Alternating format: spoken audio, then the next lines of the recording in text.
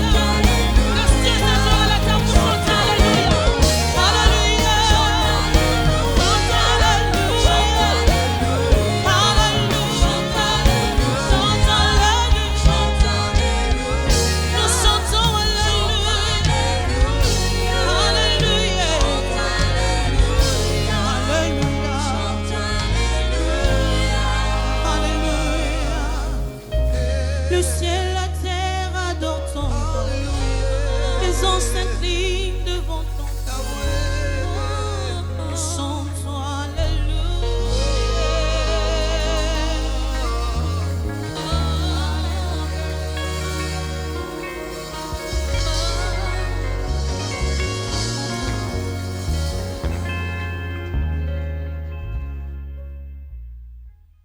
Dieu, ben il est Dieu, il restera Dieu, personne n'échangera cela.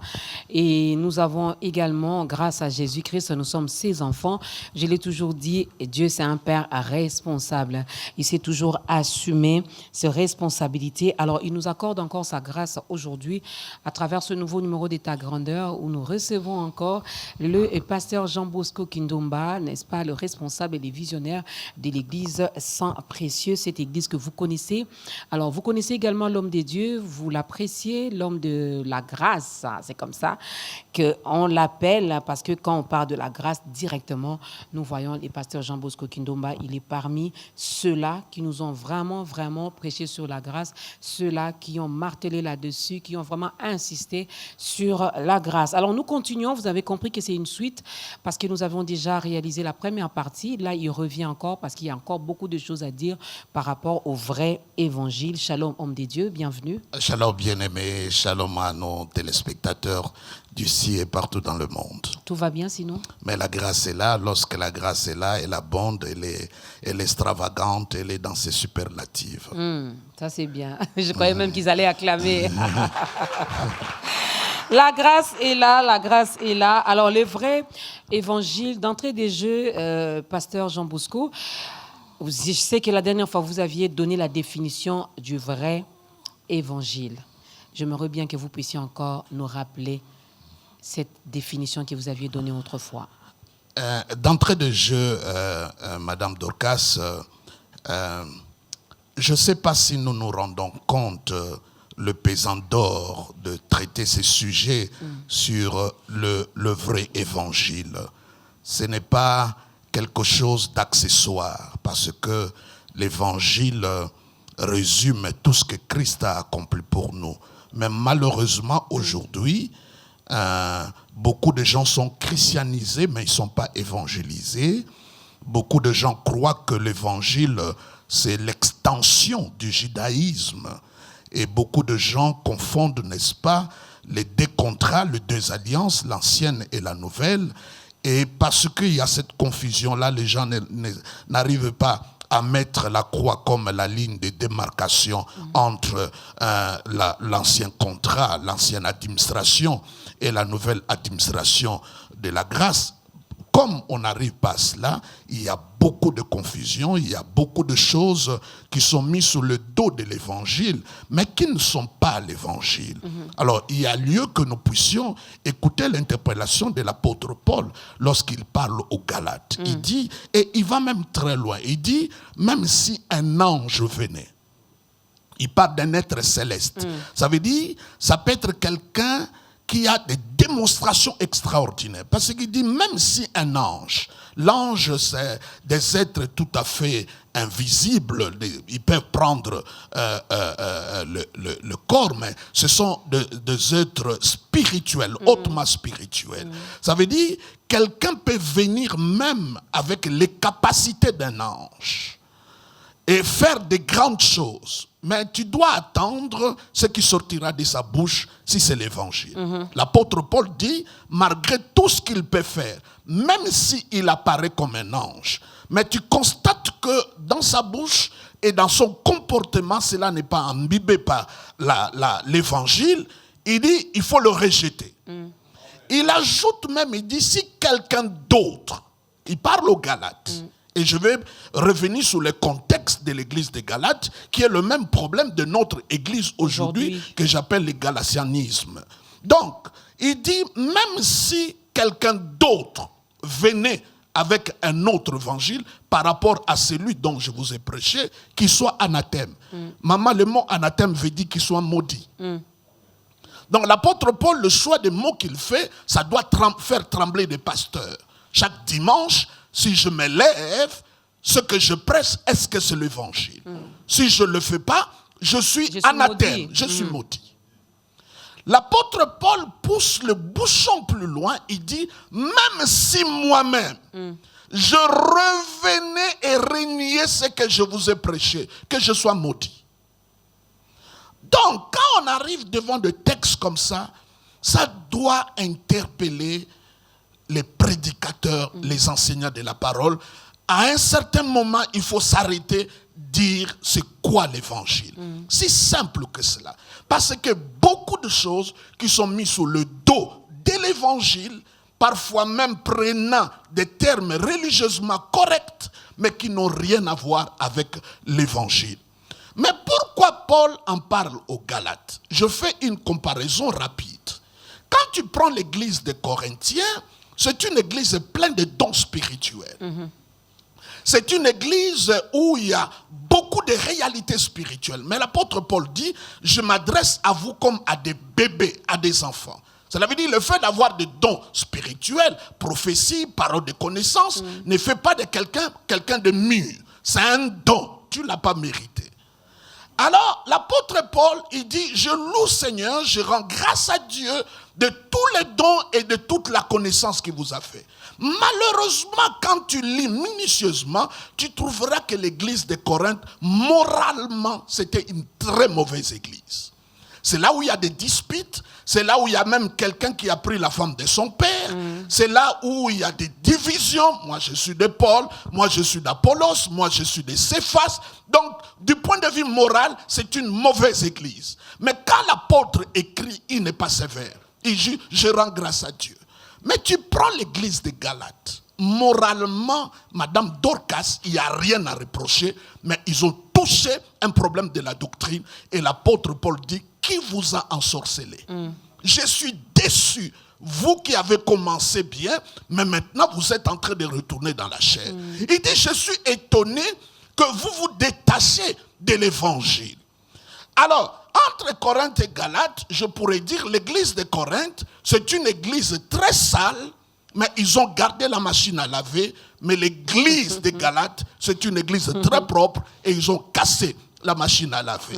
Et c'est la situation de l'église telle que nous le vivons aujourd'hui. Il y a des gens qui s'estiment tellement propres, tellement saints, qu'ils ont cassé la machine à laver et ils comptent sur leur propre performance. Mais c'est quoi l'évangile? L'évangile, le mot est simple, ça veut dire bonne nouvelle. Ça veut dire quand à l'église on me prêche, ce que je dois entendre doit être la bonne nouvelle. Et pour qu'une nouvelle soit bonne, elle doit être bonne. Il ne faut pas être si intelligent pour la définir autrement. Evangelus, ça veut dire simplement, c'est tellement vrai que parfois c'est difficile de croire. Donc, quand tu écoutes l'évangile, tu dis, mais comment?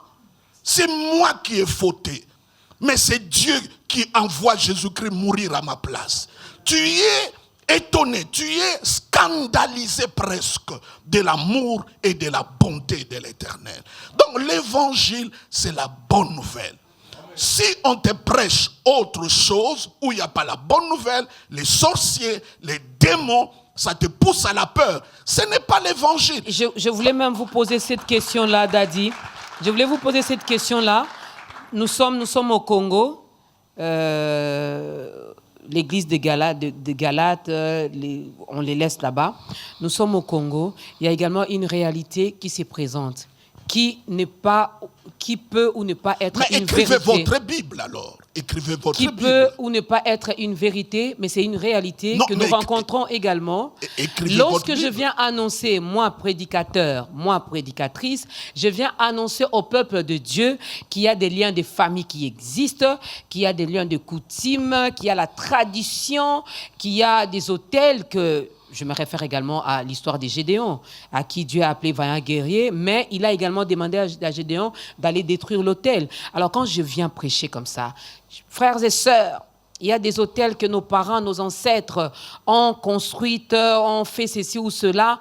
Il y a également la sorcellerie qui existe. Il y a ceci, n'est-ce pas là une bonne nouvelle? Non, c'est pas l'évangile. C'est pas Comment ça vous l'évangile. aide à ouvrir les yeux? Non, c'est la Bible dit, je suis pas venu chez vous pour connaître autre chose. Mettons ça dans le rang des autres choses. Mais l'évangile est sacré. Je vous donne un exemple, Madame Dorcas. Jésus-Christ se trouve dans une maison. Et une femme vient avec un vase plein de parfums. J'aime bien la femme parce qu'elle va casser le vase et n'a pas enlevé le bouchon. Cela veut dire qu'elle a cassé pour ne pas ramasser ni s'arrêter à mi-chemin. Tout son cœur, tout son être, il veut le répandre au Seigneur. La Bible dit que le parfum, c'était de 300 deniers. Ici, le salaire journalier était d'un denier. Ça veut dire qu'elle a donné son salaire annuel. Et la Bible dit que c'était le parfum des grands prix.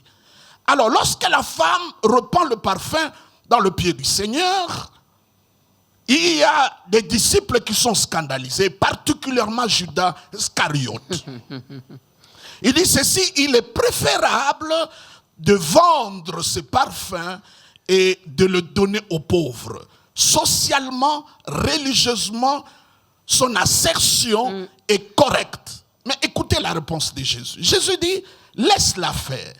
Ce qu'elle fait, c'est bon pour moi.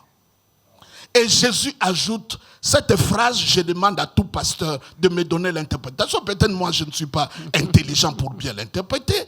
Il dit, partout où la bonne nouvelle sera prêchée, on parlera de cette femme. Mais ça veut dire quoi? Ça veut dire que quand je prêche au Congo, je prêche en Asie, je prêche dans une petite église, dans une croisade, au stade, on doit se souvenir de cette femme. Ça veut dire quoi? Que partout l'évangile est prêché, comme le parfum a été répandu au pied du Seigneur et que le peuple qui était dans la salle en allait l'odeur, l'évangile, quand il est prêché, concerne d'abord Jésus. Quand le parfum est au pied du Seigneur, le peuple va sentir l'odeur. Quand Jésus-Christ est prêché, les malades sentent la guérison, reçoivent la guérison. C'est comme ça. Mais quand l'évangile est adressé qu'au peuple, vous n'avez pas fait, regarde, ça c'est pas l'évangile, ça c'est la loi, ça c'est la morale, ça c'est le légalisme. L'évangile, nous allons les lire, maman. L'évangile concerne d'abord Christ. Est-ce qu'on doit être fatigué de parler de Jésus? La Bible dit, lorsqu'on a arrêté les disciples, on les a libérés, il dit, prêchez comme vous voulez. Nous vous interdisons de ne pas prononcer ce nom-là. Pourquoi ils avaient peur? Parce que tout est là-dedans. Maman, vous pouvez aller à l'église 2 heures du temps, on vous rabat les oreilles sous les démons. Mais moi, j'aimerais bien vous dire. Mais ils existent, ces Mais démons, ils existent, mais la solution a déjà été trouvée. Je vous ai dit et je répète, l'OMS, l'Organisation mondiale de santé, n'étudie plus les maladies qui ont déjà trouvé les vaccins de médicaments. Ils cherchent plutôt à améliorer le médicament. Est-ce que le péché n'a pas trouvé le médicament? Oui, c'est Jésus. Est-ce que la sorcellerie n'a pas trouvé le médicament? Oui, c'est Jésus. Est-ce que la malédiction n'a pas trouvé de médicament? C'est Jésus. La Bible dit que la grâce et la paix, la grâce ça veut dire faveur imméritée, que la paix, le shalom, que rien ne soit brisé, soit multiplié. Comment la paix et la grâce peuvent être multipliées dans ta vie? La Bible dit par la connaissance du Christ. Amen. Mieux tu connais Christ, la grâce va augmenter. J'aime bien l'apôtre Paul, il dit nous sommes sauvés par la grâce au moyen de la foi. Et quand il parle aux Colossiens, il dit aux Colossiens, de la même manière vous étiez sauvés, marchez-y. J'ai été sauvé en croyant du cœur, en confessant par la bouche, ça veut dire aussi ma marche dépendra de ce que je crois dans mon cœur et de ce que je confesse de ma bouche. Alors, si vous pouvez m'autoriser, si nous lisons Romains chapitre 1er, verset 1er jusqu'au 3e verset, Romains. Vous pouvez les lire également chez vous à la maison. Romains chapitre 1er, du 1er au 3e verset. Paul, serviteur de Jésus-Christ, appelé à être apôtre, mis à part pour annoncer l'évangile de Dieu. Regardez, il dit Paul est mis à part pour annoncer l'évangile. Ce n'est pas une option. C'est la raison pour laquelle il est appelé apôtre. Donc, prêcher l'évangile n'est pas juste un choix personnel. Okay. Mais il dit c'est la raison pour laquelle Dieu m'a appelé. Continuez. Qui avait été promis auparavant de la part de Dieu par ses prophètes. Regardez, la source de l'évangile n'est pas seulement dans le Nouveau Testament, mais il tire sa source, ses racines depuis l'Ancien Testament. Ça veut dire quand vous regardez le tabernacle, quand vous regardez l'autel des holocaustes, quand vous regardez les prophètes, quand vous regardez David, quand vous regardez tous ces gens-là, la Bible nous montre que ça nous pointe le doigt vers Christ. C'est comme ça que Jésus-Christ a dit, vous lisez les Écritures. Quand la Bible parle des Écritures, il ne parle pas du Nouveau Testament, il parle de l'Ancien Testament. Il dit, vous lisez les Écritures. Vous croyez qu'en elle est la vie. Non, non, il dit, elle parle de moi. Cela veut dire, si vous m'enlevez, ces Écritures-là n'ont pas de sens. C'est moi qui donne le sens à ces Écritures. Vous voyez? Continuez. Dans le Saintes Écritures et qui concerne son fils. Maman, je crois que nous sommes en train de lire en français. Oui. Il dit, l'évangile concerne qui? Son fils, pas les démons, pas moi, pas le péché. Il dit l'évangile concerne Son fils. son fils. Continuez. Né de la postérité de David selon la Là, chair. il parle de son humanité, l'incarnation que nous prêchons simplement une fois l'année à Noël. Mais lui, il dit, il s'est incarné, il a pris la chair. Est déclaré fils de Dieu avec puissance, selon l'esprit de sainteté, par sa résurrection. Donc Jésus-Christ est né deux fois. Il est né par incarnation, il est né par la résurrection. Par l'incarnation, il est le fils unique de Dieu. Par la résurrection, il devient l'aîné de plusieurs. Et il dit c'est ça l'évangile. L'évangile qui concerne Christ. Mais j'aimerais bien lire un passage là de Actes chapitre 20. Actes chapitre 20 nous propose quelque chose, verset 24. Actes 20, 24.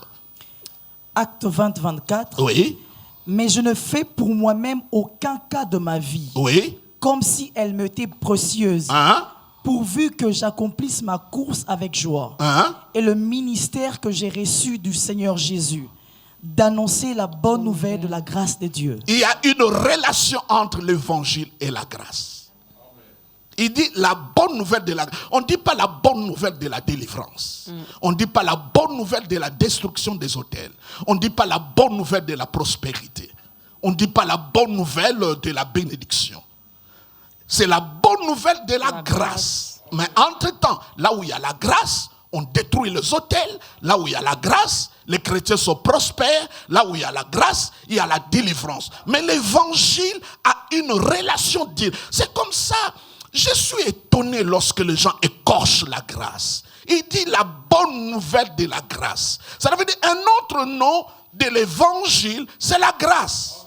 C'est comme ça il dit aux Galates, je suis étonné, vous à qui Dieu a appelé par sa grâce, et vous êtes détournés de l'évangile. C'est là où je dis, le terme grâce et évangile, ce sont des termes interchangeables. La grâce et l'évangile. Si tu ne prêches pas la grâce, tu ne prêches pas l'évangile. Mais je ne sais pas à quelle langue je peux l'expliquer, maman. Si tu ne prêches pas la grâce, tu ne prêches pas l'évangile. C'est comme ça que tu vois l'apôtre Paul. Chaque introduction ou la manière dont il finit ses épîtres, il est fini toujours par la grâce. Le dernier verset de la Bible, l'Apocalypse, c'est la grâce. Donc la grâce, la confusion, c'est quoi, maman? Les gens croient que la grâce est un message, c'est une prédication. La grâce, c'est une personne. C'est une personne. Et c'est la personne de Christ. Donc, le contenu de l'évangile, c'est la grâce. Et nous pouvons lire 1 Corinthiens chapitre 15 pour éclairer notre esprit. Vous pouvez lire également chez vous à la maison. Verset 1er. 1 Corinthiens chapitre 15, le verset 1er. Je vous rappelle, frères, l'évangile que je vous ai annoncé. Regardez, Paul dit l'évangile que je vous ai annoncé. Allons-y. Que vous avez reçu, Hein? dans lequel vous avez persévéré. Dans lequel vous avez persévéré. Est-ce que nous persévérons dans l'évangile ou dans la morale? Parce qu'il y a beaucoup de choses que nous prêchons, nous pouvons l'écouter dans d'autres religions. Dans d'autres religions, en quoi nous sommes différents?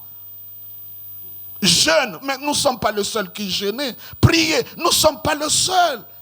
Mais quand l'évangile concerne Christ, c'est ça qui fait la différence. Il dit, vous avez persévéré. Continuez. Et par lequel vous êtes sauvés. Nous sommes sauvés par l'évangile, pas par autre chose.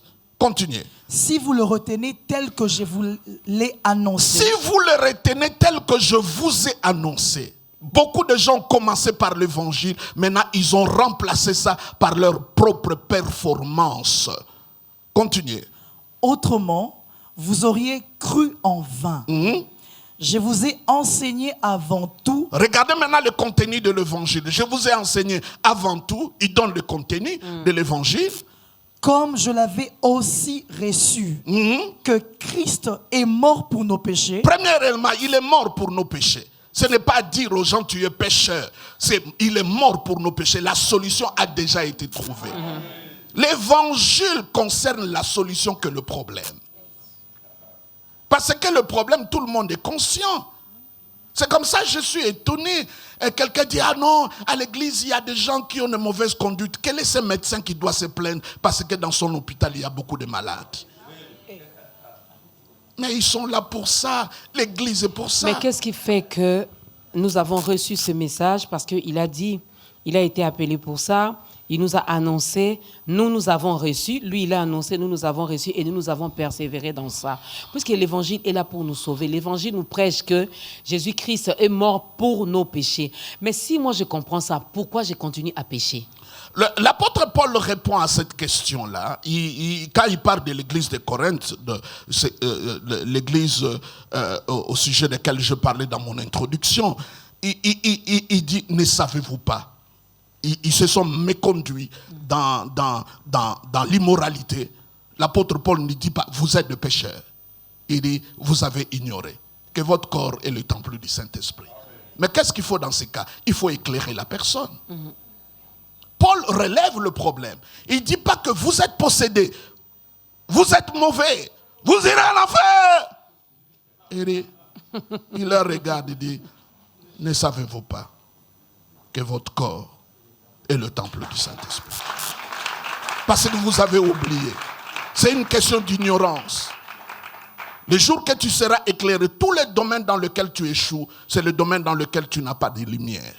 C'est comme tu entres dans une maison, dès que tu allumes, tous les cafards vont dans le coin où il y a de ténèbres. Dès que tu éclaires le coin, ils vont s'envoler, ils vont se partir. Mais ça fait quand même, je ne dirais pas que ça fait peur, parce que la peur, ce n'est pas, ça c'est un frein. Mais c'est un problème sérieux finalement, pasteur Jean Bosco. Les prédicateurs eux-mêmes ne nous apportent pas la bonne nouvelle.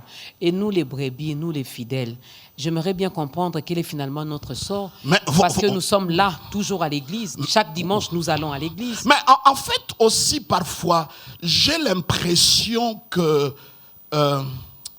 notre culture, notre environnement, notre éducation nous prédispose à des choses sévères, méchantes et dures.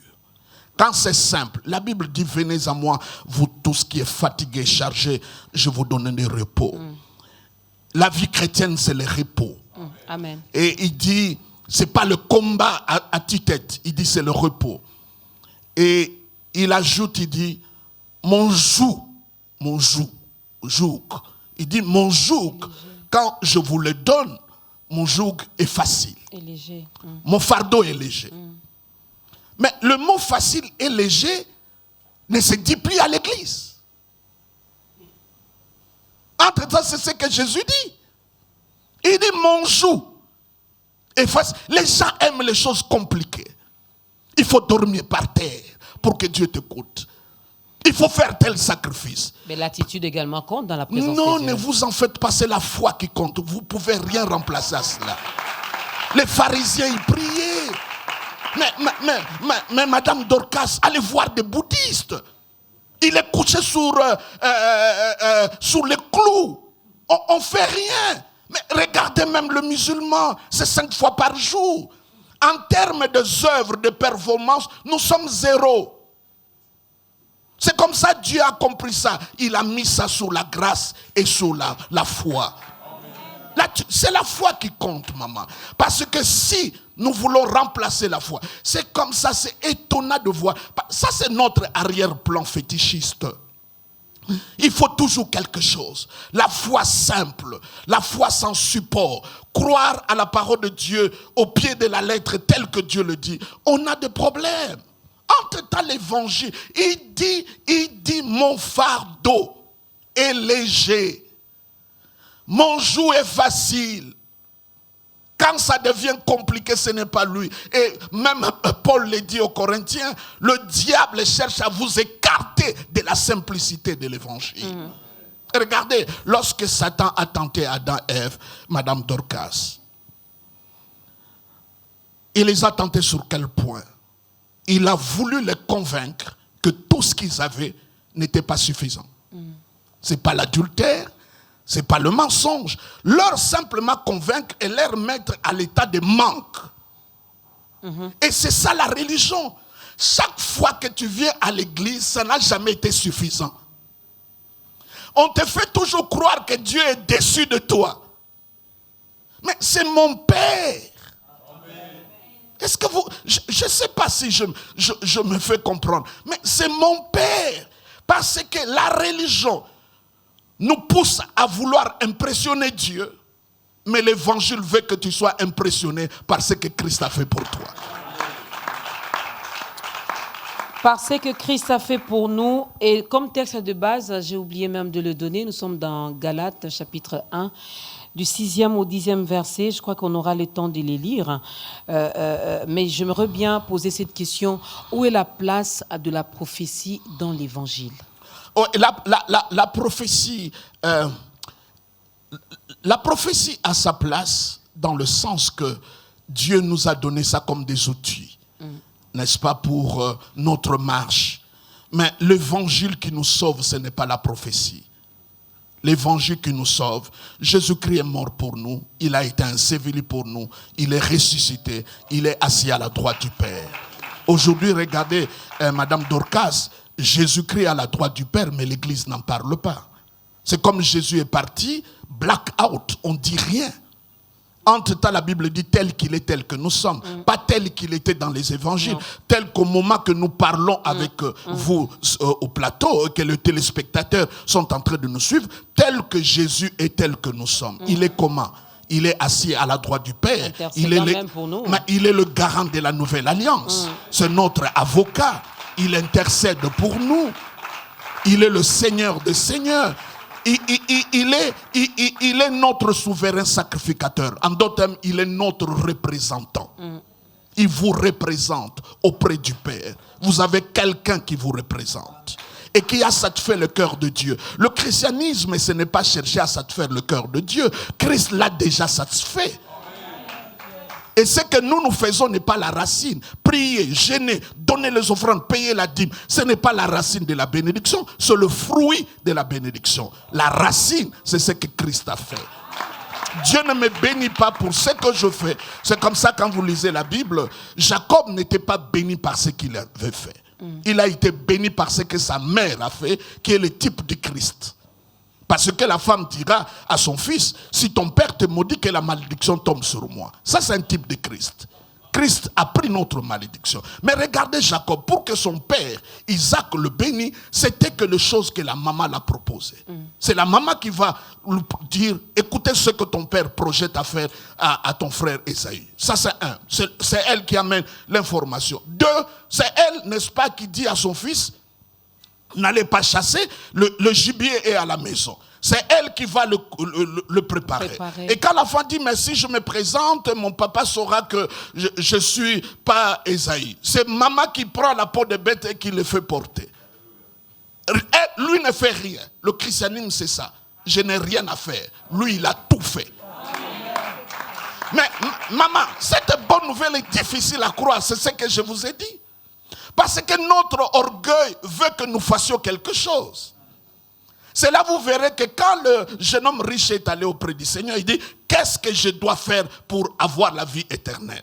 Donc il est allé dans le faire. Jésus-Christ l'a regardé. Il dit, qu'est-ce que cela est, qu'est-ce que tu lis dans la loi? Et que fais-tu? Il dit, ne commettez pas l'adultère, ne volez pas, tu n'auras pas un autre Dieu. Jésus le regarde et dit, fais cela et tu vivras. Il dit, oh, je le fais depuis ma jeunesse. Et qu'est-ce que Jésus le regarde? Il regarde, il dit, vends tout ce que tu as et suis-moi. Il a fauté sur le premier commandement, tu n'auras pas un autre Dieu devant ma face. Parce que pour lui, l'argent était déjà son Dieu. Quand tu vas sur le terrain de la loi, il aura toujours cette phrase-là, il y a quelque chose qui te manque. Ou bien, il te faut quelque chose. Mais quand tu vas sur le terrain de la grâce, parce que les deux chapitres sont juxtaposés, le chapitre de jeune homme riche et le chapitre, n'est-ce pas, des Zachée. Zachée, lui, reçoit le Seigneur par grâce, parce qu'il ne le mérite pas, c'est un homme de mauvaise vie. Les gens sont en train de critiquer comment il est allé chez Zachée, mais c'est la grâce. La grâce va là où elle veut. Mais vous verrez la différence. Si les jeunes hommes riches avec la loi, ils n'étaient pas généreux. Mais quand vous regardez Zachée qui a reçu la grâce, il dit, je vais donner aux pauvres. Si je dois de l'argent à quelqu'un, je vais rembourser plus que cela. Qu'est-ce que nous choisissons, maman? La grâce ou la loi? Nous choisissons la grâce. Nous choisissons la grâce. Mais je vais revenir sur cette question. Qu'est-ce qui fait que finalement, les gens n'arrivent toujours pas à comprendre la grâce? Nous avons dit qu'ici, la grâce, ce n'est pas une chose, mais c'est la personne de Jésus-Christ. Le pasteur Jean Bosco Kindomba va répondre à cette question. Ça sera juste après ce deuxième cantique.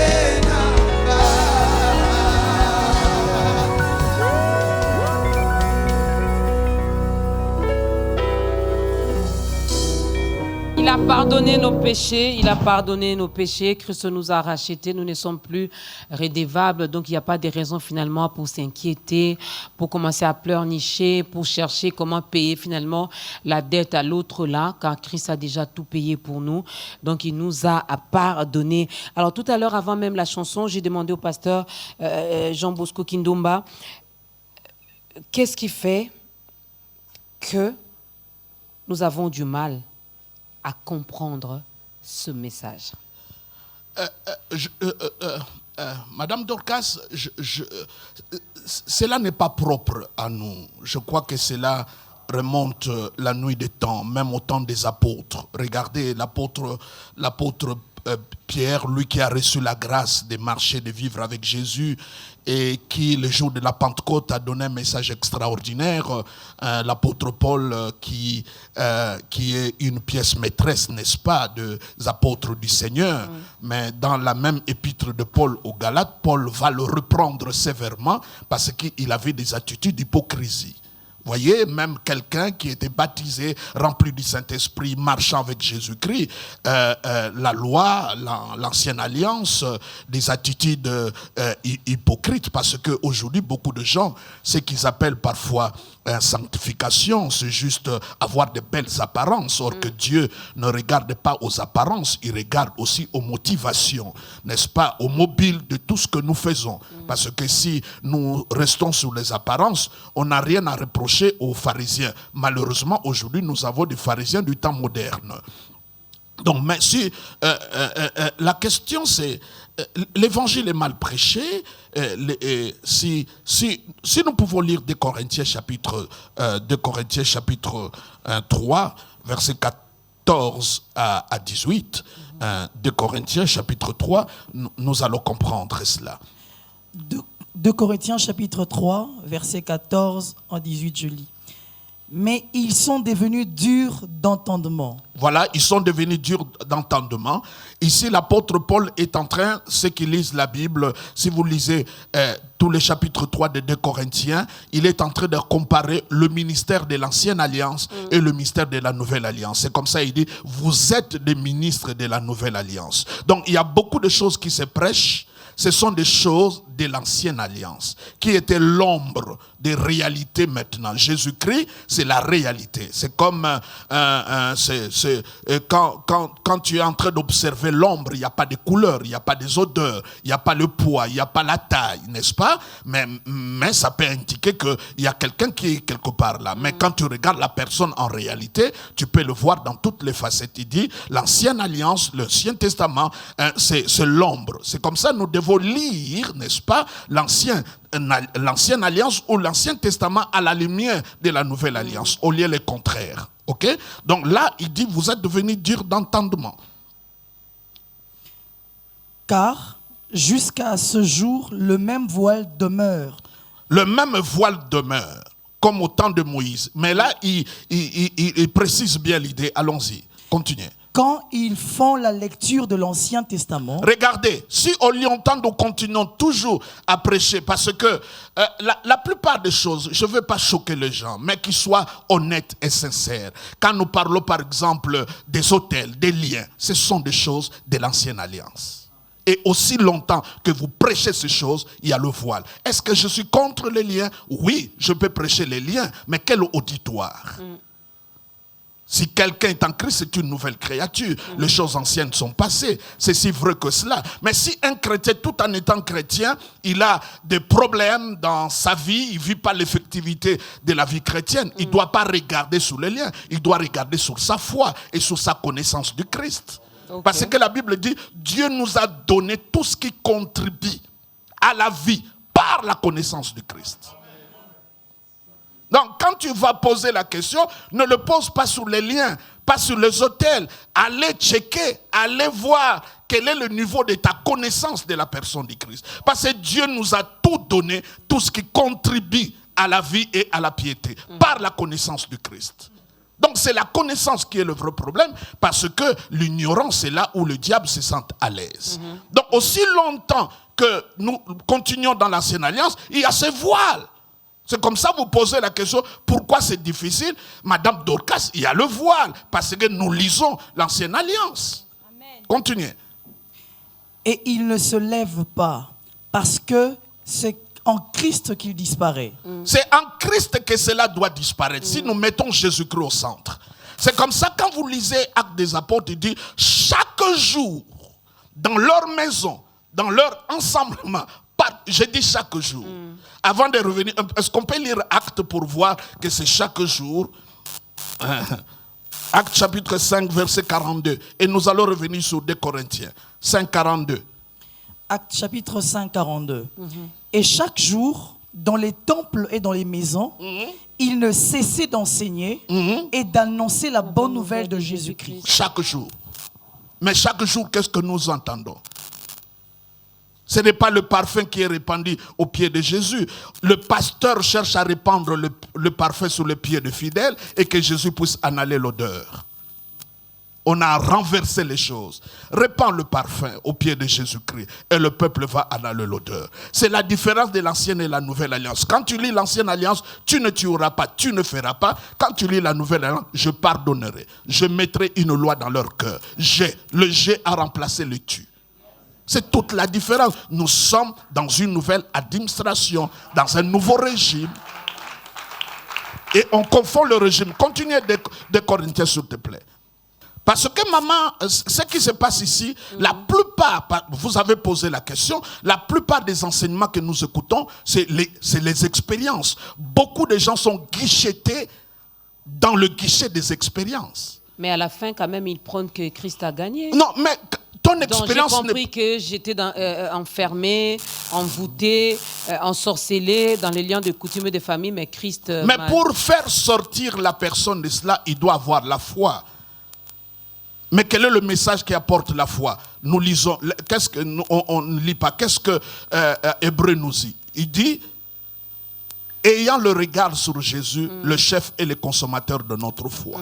C'est la seule définition. Hébreu chapitre 11, verset 1er, la foi, c'est une démonstration, ce n'est pas la définition. Ça, c'est la description de la foi. Okay. La seule et unique définition de la foi, ayant le regard sur Jésus, qui est l'initiateur et le finisseur de notre foi.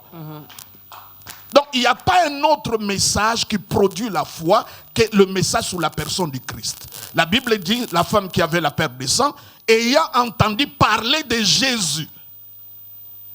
Pas autre chose. On peut prêcher ces choses-là, mais ça ne crée pas la paix. Si on te dit, allez-y, il y a des problèmes, tu n'auras pas la paix. Entre-temps, la Bible dit, portez l'évangile, la chaussure, l'évangile de paix. Quand Jésus-Christ est né, je le répète, les anges ont dit paix sur la terre. Donc par rapport à Dieu, il n'y a plus de guerre comme Jésus-Christ est né. Il y a des guerres parmi nous, il y a des guerres, nos propres guerres. Mais par rapport à Dieu, tout a été fini. Continuons de Corinthiens comme ça, on va bien comprendre. Cette réponse, cette question est très très importante. Jusqu'à ce jour, quand on lit Moïse, quand on te dit que jusqu'à la 4e génération, donnez-moi un texte dans la Nouvelle Alliance. Il n'y a pas. Aussi longtemps que vous lisez Moïse, le voile continue. Continuez. Un voile est jeté sur leur cœur. Mais lorsque les cœurs se convertissent au Seigneur, les voiles est ôté. Quand le cœur se tourne, parce que tout part de l'extérieur. La plupart des messages que nous écoutons, ce sont des messages qui sont là, j'appelle ça la théologie de l'âme. C'est les émotions, c'est les sentiments. C'est comme ça vous écoutez les gens de phrases, je ne sens pas Dieu, je sens le Saint-Esprit. Mais c'est l'Esprit, comment tu le sens? C'est déjà l'Esprit. Je ne sens pas Dieu, mais tu vas le sentir comment? Dieu est esprit. Oh Dieu, je sens comme Dieu m'a abandonné, mais il a dit je te délaisserai point. Il n'a pas menti. Donc, aussi longtemps que nous lisons Moïse, ce voile continue. Alors, continuez comme ça. Or, le Seigneur c'est l'Esprit. Et là où est l'Esprit du Seigneur, là est la liberté. Prenez maintenant 2 Corinthiens chapitre 4, juste pas très loin, versets 4 à 6. 2 Corinthiens chapitre 4, de 4 à 6. Pour les incrédules, dont le Dieu de ces siècles a aveuglé Le l'intelligence. diable peut te laisser tout, mais il t'aveugle l'intelligence. Maintenant, c'est clair. Qu'est-ce qu'il dit? Afin qu'ils ne vissent pas briller la splendeur de l'évangile de la gloire de Christ, Hein? qui est l'image de Dieu. Mhm. Nous ne prêchons pas nous-mêmes. Nous ne prêchons pas nous-mêmes. C'est Jésus-Christ le Seigneur que nous prêchons. Hein? Et nous disons vos serviteurs à cause de Jésus. À cause de Jésus. Car Dieu, qui a dit, la lumière brillera du sein de ténèbres. Madame Dorcas, comme à la création, la première des choses que Dieu a créées, c'était la lumière. La terre est venue après. Donc, Dieu, quand il veut te bénir, la première chose qu'il fait, il t'éclaire. Et le message de la grâce, c'est la lumière. Madame Dorcas, je suis prédicateur il y a 42 ans. Tout ce que les autres prêchent, je l'ai prêché. Et ils savent que je l'ai bien prêché. Mais quand Dieu s'est révélé à moi, que j'ai commencé à relire ma Bible autrement, j'ai compris beaucoup de choses.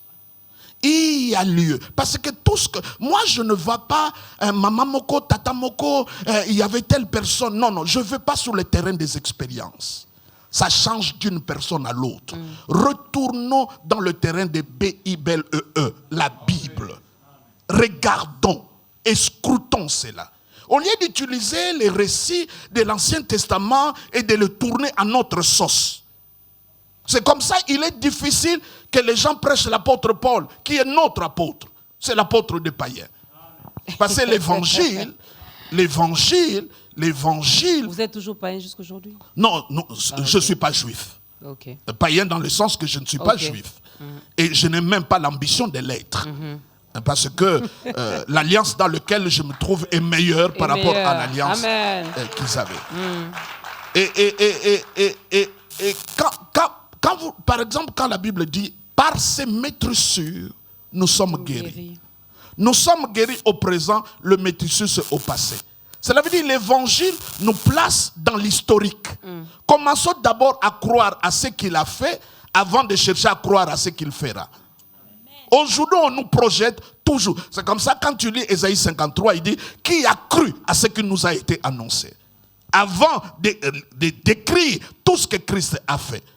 Commençons d'abord à croire à ce que Jésus-Christ a fait. Ne vivons pas la vie chrétienne comme Jésus-Christ n'est jamais venu sur la terre. Ce n'est pas du débrouillardisme. Nous avons un sauveur. Nous avons un garant. Nous avons quelqu'un qui n'est pas venu sur la terre pour lui-même. Tout ce qu'il a fait pour nous. Il est mort pour nous. Il est enseveli pour nous. Il est allé dans le séjour de mort pour nous. Il n'y a rien qu'il a fait pour lui-même.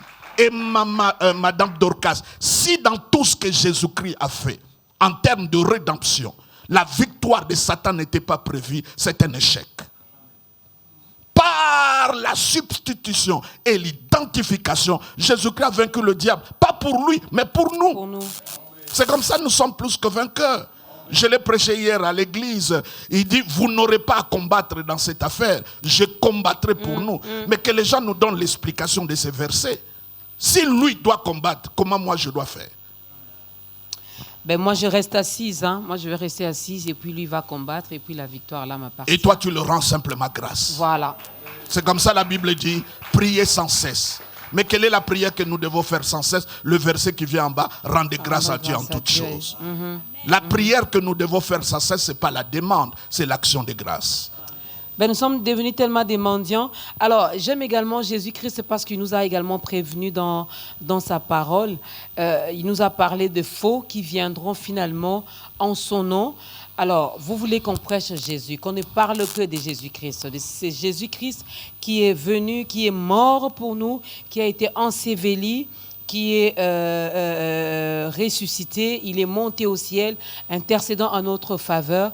Alors, comment savoir que le Jésus que le pasteur Jean Bosco Kindoma prêche est vrai par rapport au Jésus que Maman Dorcas prêche également dans son église?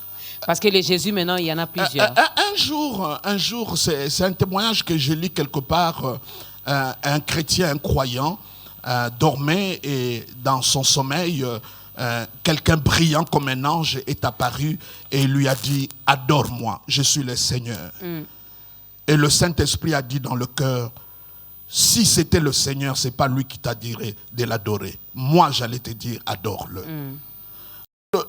Vous savez, le christianisme a deux parties. La rédemption, le salut, a deux parties, Madame Dorcas. Nous avons une partie qu'on appelle partie légale. Parce que si nous ne précisons pas ces choses, les gens seront dans la confusion. Il y a la partie légale. La partie légale, c'est tout ce que Christ a fait. La partie vitale, c'est ce que nous vivons maintenant. Mais je vais bien expliquer, je donne une illustration. Je suis à l'étranger, je rentre en République démocratique du Congo. J'avais une maison quelque part ici à Kinshasa et quelqu'un a squatté ma maison. Il a pris ma maison de force, il a changé de documents. Moi, je retourne, je vais dans ma parcelle, dans ma maison, je demande à cet occupant des sorties, il refuse. J'ai simplement une seule alternative, c'est d'aller au tribunal. Je vais au tribunal, là-bas c'est un problème de preuve. Moi j'avais déjà, comme j'ai acheté il y a longtemps, j'exhibe mes preuves. Et le juge ou le magistrat décide, il dit non, monsieur Jean Bosco, avec les preuves que tu as présentées, c'est toi le propriétaire de la maison, cet occupant-là, c'est vraiment un rouspilleur, il faut qu'il soit chassé. Au moment que le jugement est prononcé, d'une manière légale, c'est ma maison. Mais cette personne continue à habiter. Tout ce que Jésus-Christ a fait, c'est légal. Et c'est là maintenant même le problème. Les églises charismatiques et pentecôtistes, ils s'en foutent du parti légal. Eux, ils sont dans le parti vital. Mais les autres, des églises que nous critiquons, traditionnelles, eux s'appuient trop sur la partie légale. Mais il faut l'équilibre entre le légal et le vital. Maintenant que le juge a prononcé que cette maison t'appartient, vous savez ce qu'il va faire? Il va te donner quelques officiers et les documents du jugement pour aller là-bas. Et qu'est-ce que Dieu a fait? Légalement, Jésus-Christ a tout fait. C'est à nous. Maintenant, il nous donne 2 agents pour nous accompagner, pour chasser cet occupant nocif, c'est le Saint-Esprit et la parole de Dieu. Amen. Les 2 agents sont avec nous. Nous devons aller. C'est toi qui dois proclamer. C'est comme ça, il faut faire très attention par ce que vous prononcez. C'est comme quelqu'un peut être chrétien, vit dans des moments difficiles, des choses horribles. Il ne faut pas mettre la foi en cause. Mais la question que nous pouvons poser, nous pouvons tous être les chrétiens, mais nous ne croyons pas tous aux mêmes choses et nous ne confessons pas les mêmes choses. Parce que nous sommes sauvés par la croyance dans le cœur, en confessant par la bouche, et la vie chrétienne continue de la même manière. Cela veut dire, la partie vitale, Dieu nous a donné le Saint-Esprit, il nous a donné la parole pour nous aider maintenant. Mais pour que tu arrives à ça, tu dois maîtriser la partie légale. L'église charismatique, pentecôtiste, majorité, la partie légale, ils mettent ça à côté. Eux, c'est le vital. C'est arraché, c'est détruit. Mais quelle est la légalité? Tu es assis sur quoi? Ça, c'est une bonne question. Vous êtes assis sur quoi? Alors, il y en a également qui ont compris qu'ils étaient assis, je ne sais pas sur quoi ou sur qui. Mais là, maintenant, ils ont compris. Ils veulent également donner leur vie à Christ. Voilà pourquoi nous allons vous demander, vous qui avez reçu également ce mandat, d'aller et de faire de toutes les nations les disciples de Jésus-Christ, le pasteur Jean Bosco. Si vous pouvez regarder la caméra qui est en face de vous et aider cette personne à faire son entrée également dans cette grande famille des enfants de Dieu. Mon cher ami, je ne sais pas là où vous êtes en train de nous suivre. Peut-être vous êtes malade, vous avez des cafards dans la tête, vous passez des moments difficiles, vous êtes en train de broyer le noir et que vous vous posez beaucoup de questions. Et vous avez écouté ces enseignements. La seule chose que j'aimerais vraiment vous dire du très fond du sous-sol de mon cœur, il ne faut jamais douter de l'amour de Dieu. Dieu est fou d'amour pour toi. Il t'aime d'une manière exagérée. Et tu peux me dire, mais pasteur, tu dis que Dieu m'aime, pourquoi j'ai tel problème? Mais effectivement, c'est la mauvaise compréhension de son amour qui peut te mettre dans cet état-là. Il est différent de tout le monde. Je te demande simplement de dire avec moi, Seigneur Jésus-Christ, entre dans mon cœur et sois mon sauveur et mon Seigneur. Juste ça, c'est suffisant. Je ne te demande même pas de demander pardon pour tes péchés. Je demande simplement, dis-le, Seigneur Jésus, entre dans mon cœur et laissez-lui faire le travail parce qu'il est capable de le faire. Et quand vous le faites, quand vous le dites, vous êtes sauvés au nom de Jésus-Christ. Merci.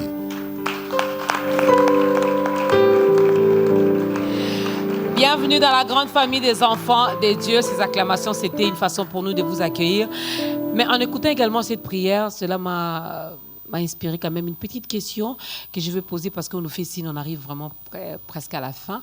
Alors, vous aviez dit, vous n'allez même pas demander à cette personne de demander pardon pour ses péchés. Oui. Pourquoi? Parce que ce n'est pas ça qui sauve. De nous repentir, de demander Non, ce n'est pas ça pardon. qui sauve. Ce qui sauve, c'est de recevoir Christ. Mais je dois quand même reconnaître que j'étais dans le faux, que j'étais dans les péchés, et je Mais ça reconnais, sauve je pas. renonce. La confession ne sauve pas. Ce qui nous sauve, c'est quand tu reçois Jésus. Mais n'est-ce pas une étape qu'il faut respecter C'est la aussi? religion qui nous a imposé ces choses. Même quand tu confesses, est-ce que tu connais le nombre de tes péchés? Regardez même Jean-Baptiste. Regardez même David quand il a péché. Il ne dit pas j'ai commis l'adultère. Il dit j'ai été conçu dans le péché. Il parle de la nature du péché. La racine, la source du péché.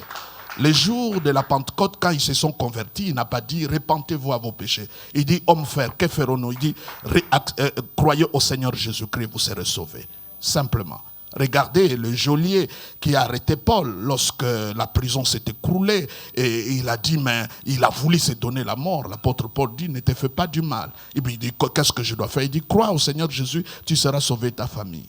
Il ne parle même pas de péché qu'il venait de commettre il n'y avait pas longtemps parce qu'il a arrêté des innocents. J'entends un cœur qui dit, le pasteur Jean Bosco nous pousse quand même à pécher.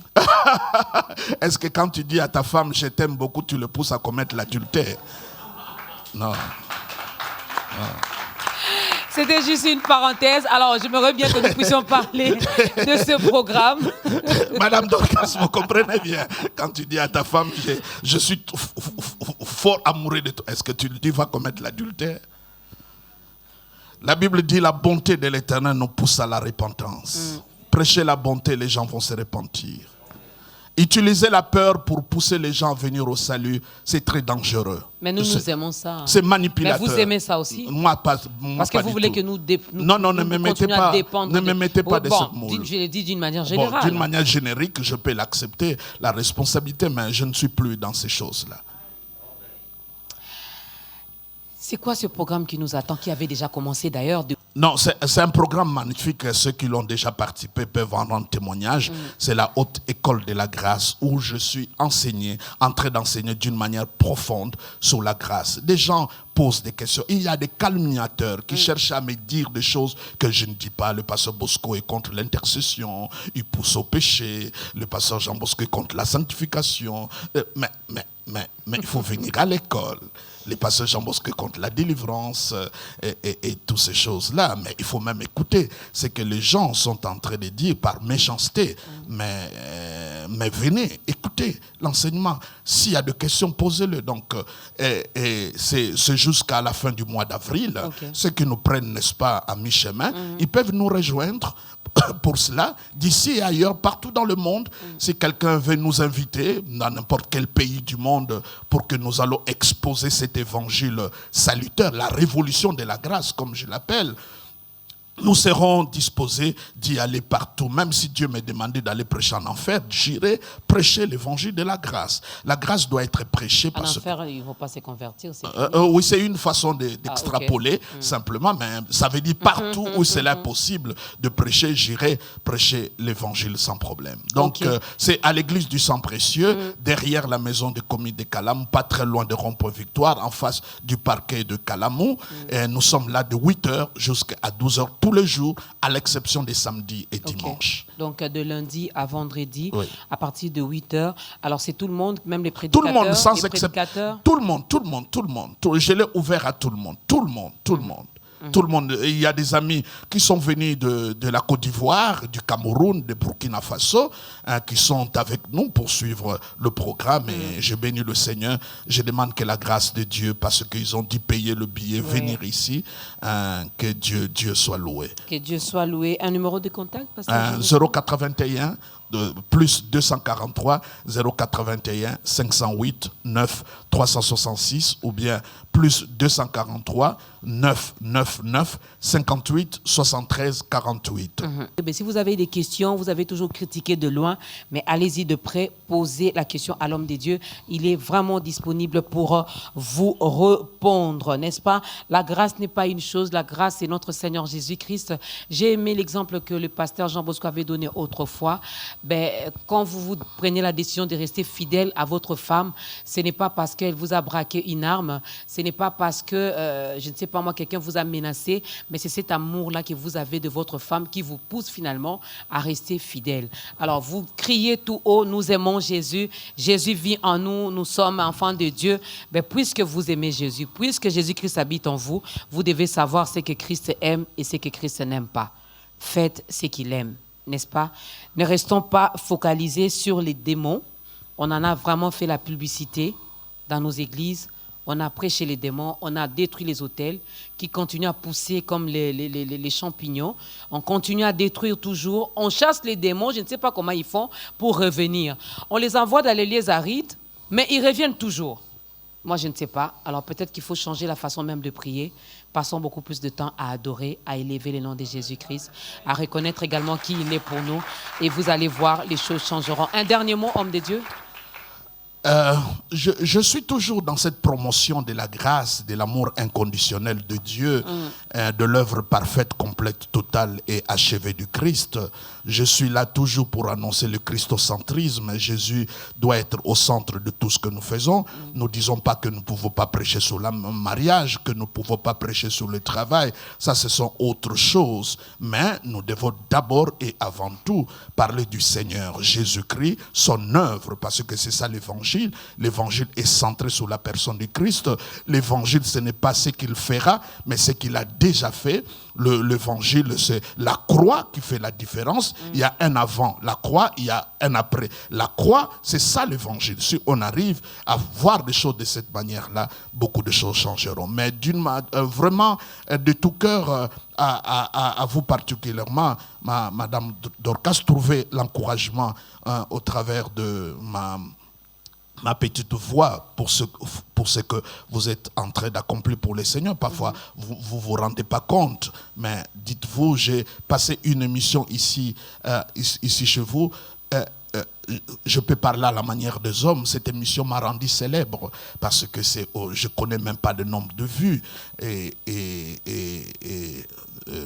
le jour que je le verrai, peut-être nous allons partager une partie des récompenses. Mais j'ai dit merci. Merci beaucoup, homme de Dieu, que toute la gloire revienne à ces dieux qui a permis que ce programme puisse exister. Merci également à vous d'être passé. Vous nous avez fait énormément du bien, encore une fois, dans ce nouveau numéro d'État Grandeur. Un grand merci à la grande équipe d'État Grandeur. Un grand merci à la chorale. Au début, je les ai taquinés pour dire, vraiment, vous ne badinez pas. Hein. Ils me font souffrir. Ces chantres ici. Est-ce que vous pouvez vous encourager par des acclamations?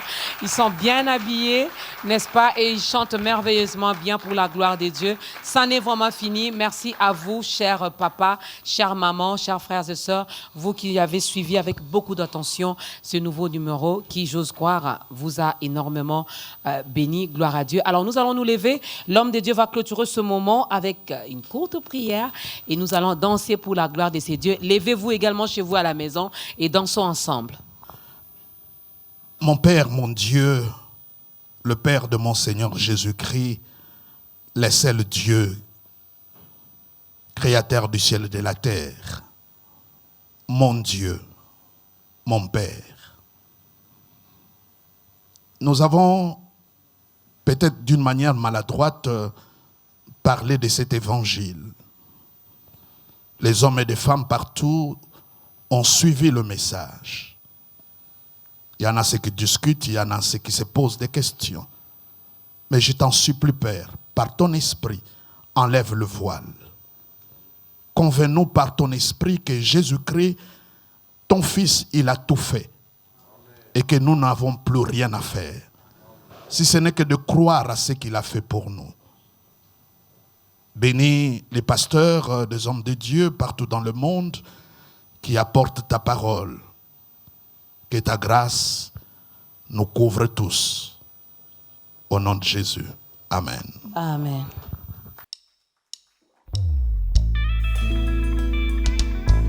Acclamons tous le Seigneur pour sa grâce. Alléluia.